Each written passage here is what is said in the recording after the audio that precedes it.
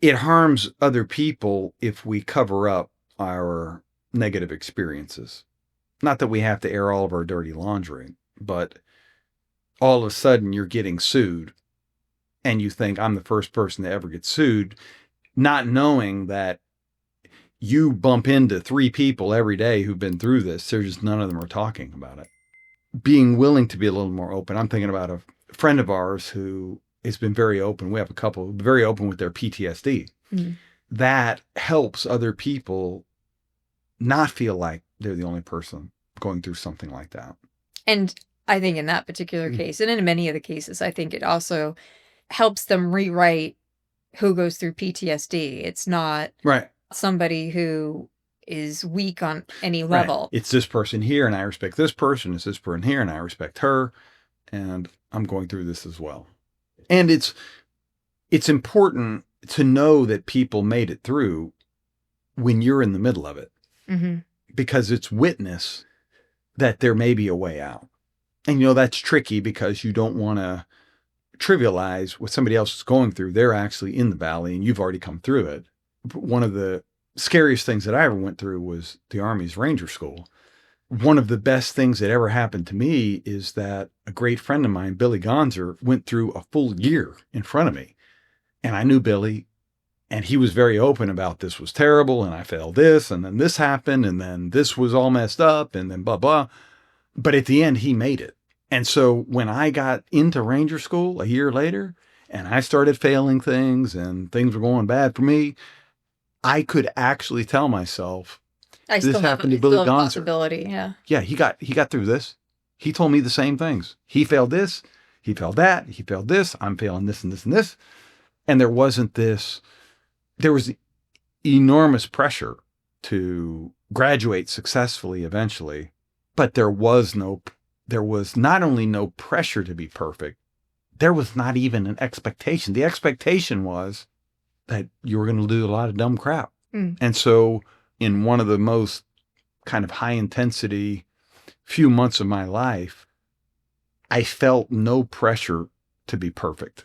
And that's due to, a number of people, but especially Billy Gonzer, who he could have set himself up to be the great, shining, successful Ranger School graduate. Or he could have just said nothing. Or he could have told me nothing. But instead, he's like, I bought all this gear, this stuff I didn't need, this stuff was a waste of money, I failed this anyway. Yeah, I feel like that conversation, it's not just him sharing a story, it's him sharing a story with the intent of have an easier time than me, right? Like, this is what I went through. Here's the tools that will help you get through easier. This is what you actually need. Like, it's clearing out uncertainty. Yeah. But like the intent is reaching back and trying to make sure that you make it. Yes. Because he could have chosen to be a hero. Mm-hmm. In my eyes. He made it through this thing. How'd you make it through? Well, I just gritted my teeth. And that's not what he said. And I would have accepted that. He gritted his teeth. Oh, that's Billy Gonzer. He's amazing. Because I thought he was amazing. And I knew he was tough. And I knew he was good at this. But that's not what he told me. He told me about the stuff he was bad at. And he told me about the things he failed. I can't put a price on that for when I was actually in the soup failing. My role model wasn't a superhero.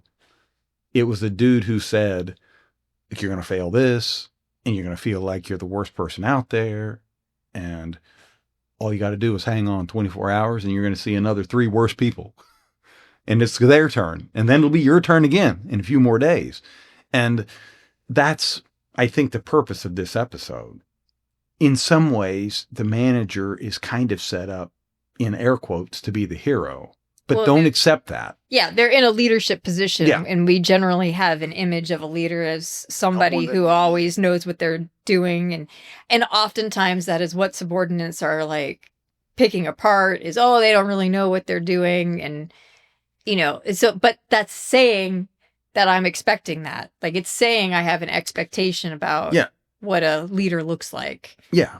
And in general, your boss is going to be better than you, have more expertise, and make fewer errors in the domain that y'all share, whatever that is, whether you're making pizza and this is the senior pizza maker, or whether you're working at Applied Materials, making equipment for a fabrication for semiconductors. Yeah, I mean, yes and no. I mean, we definitely have management positions that like being a manager is the skill. And, Sure. And, it, people come in and sometimes they manage technical people that, they've not done the technical job. They understand the management component of it. Yeah. So it's not necessarily that the manager is, I can do my job and yours. It's sometimes, look, they're orchestrating everything. They're coordinating it. They're figuring out the resources. They're, trying to make sure everybody is working well together. And that is a job in and of itself, while widget making is widget making. Yeah, I don't dispute that.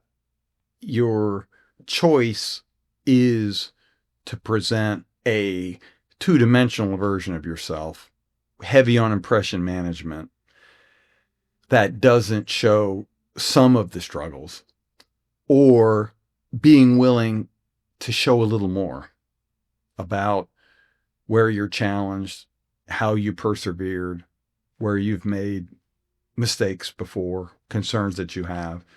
And